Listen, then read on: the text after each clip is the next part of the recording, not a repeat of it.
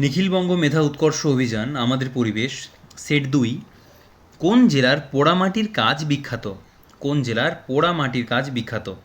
এটার অ্যান্সার হচ্ছে পশ্চিম বর্ধমান, নদিয়া, বাঁকুড়া না বীরভূম। বাঁকুড়া জেলার পোড়ামাটির শিল্প কিন্তু বেশ বিখ্যাত। আচ্ছা,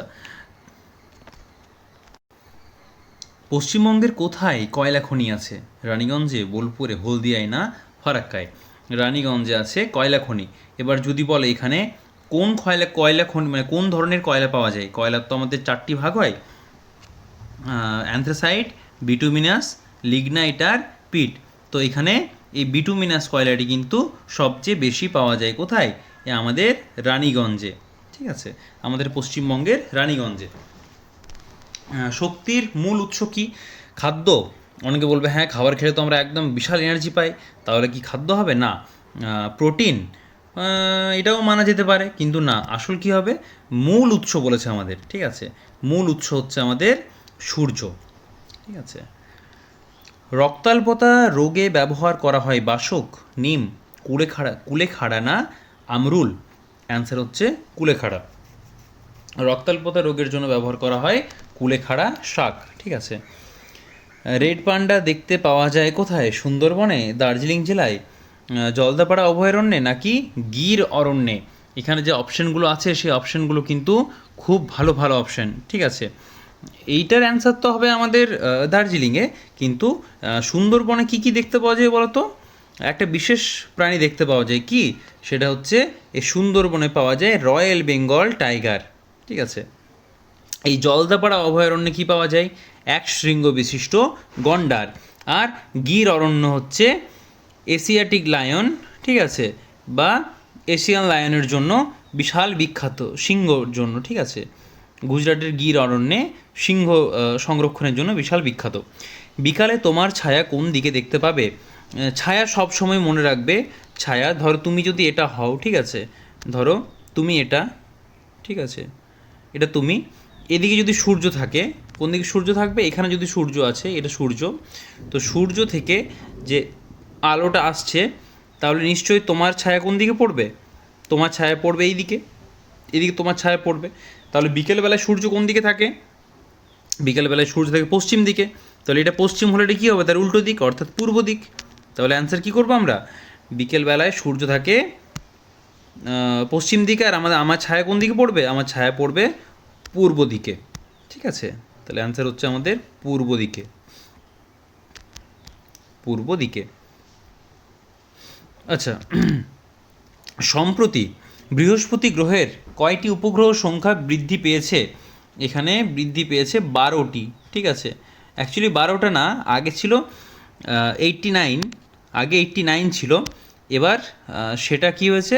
সেটা এখন 95 হয়েছে, বৃহস্পতির হয়েছে 95। ঠিক আছে, তাহলে অনেকগুলোই বেড়েছে, কিন্তু এখানে পরিবেশ বইয়ে সেরকমভাবে এত সঠিকভাবে প্রত্যেকটা লেখা নেই।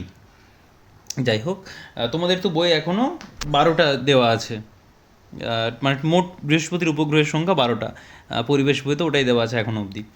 যাই হোক, টুসু পরব পালন করা হয়, কিন্তু এটা তোমরা মনে রাখবে যে বৃহস্পতি গ্রহের উপগ্রহ সংখ্যা হচ্ছে 95 বা 95টা। ঠিক আছে, আর সবচেয়ে বেশি উপগ্রহ যদি বলে তাহলে সেটা হচ্ছে শনি গ্রহের। চলো, এই নিয়ে আমরা পরে আলোচনা করব। আর যদি আসে যে কোন গ্রহের কোনো উপগ্রহ নেই, সেটা হচ্ছে বুধ আর শুক্র। এই দুটি গ্রহের কিন্তু কোনো উপগ্রহ নেই। ঠিক আছে।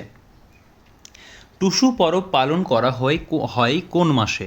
টুসু পরব পালন করা হয় পৌষ মাসে, ভাদ্র মাসে, আশ্বিন মাসে না মাঘ মাসে?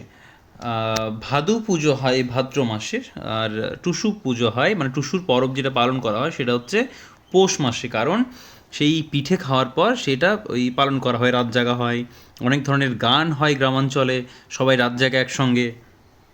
ঠিক আছে, টুসু নিয়ে অনেক কিছু, অনেক ধরনের কাণ্ড কারখানা করা হয়, অনেক ধরনের, অনেক রকমভাবে সেই উৎসব পালন করা হয়।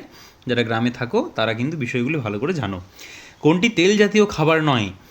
কাজু বাদাম, নারকেল, খেজুর না ঘি?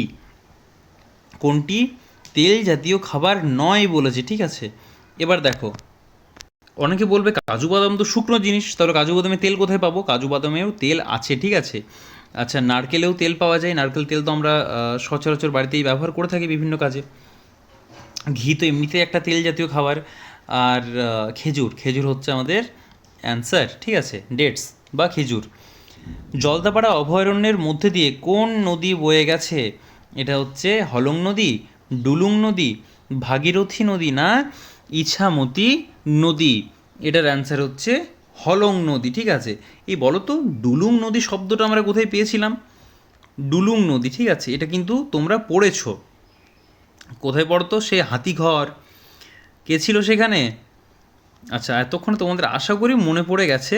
তো যাই হোক, যদি তোমাদের মনে পড়ে থাকে তাহলে কমেন্ট করে অবশ্যই জানিও। আচ্ছা, কোন উপাদানটি চিরুনি তৈরিতে ব্যবহার হয়? মোম, শঙ্কর ধাতু, লোহা না গরুর শিং? অ্যান্সার হচ্ছে গরুর শিং। সূর্য মন্দির অবস্থিত কোথায়? অযোধ্যায়, নবদ্বীপে, কোণারকে না আগ্রা? এটা হচ্ছে কোণারকের সূর্য মন্দির।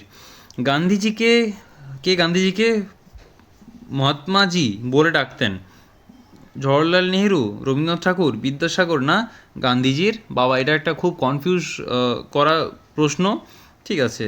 যাই হোক, এখানের অ্যান্সার অনুযায়ী আমি রবীন্দ্রনাথ ঠাকুরই বলছি, বাট এটার মধ্যেও একটা বিশাল রহস্য আছে। যাই হোক, এই প্রশ্নটা আমরা অ্যাভয়েড করে যাওয়াই ভালো। টেরাকোটা কি? পাথর কেটে মূর্তি বানানো হয়, পোড়া মাটি দিয়ে মূর্তি বানানো হয়, চুন সুরকি দিয়ে মূর্তি বানানো হয়, না মাটি দিয়ে মূর্তি বানিয়ে আগুনে পোড়ানো হয়?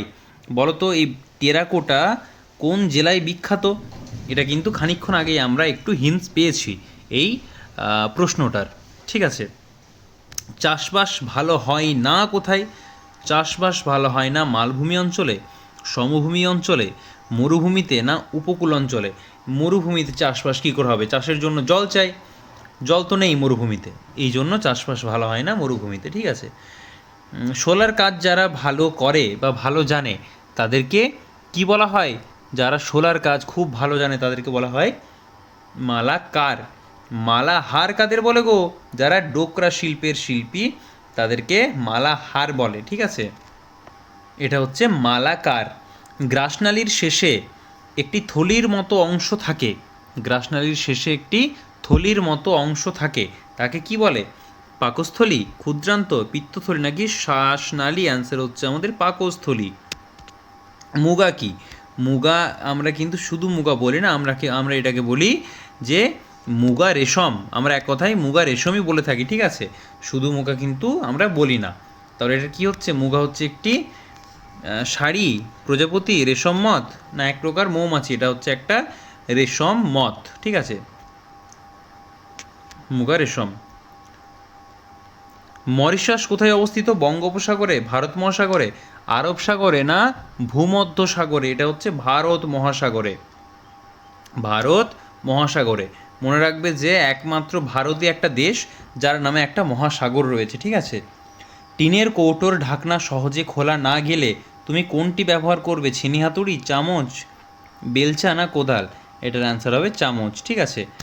চামচ কিন্তু আমাদের এই ধরনের ছোটোখাটো কাজে খুব কাজে লাগে। চলো, তাহলে সেট 2 আমাদের এখানে কমপ্লিট হয়ে গেছে, সেট 2 আমাদের শেষ, এবার হবে আমাদের সেট 3।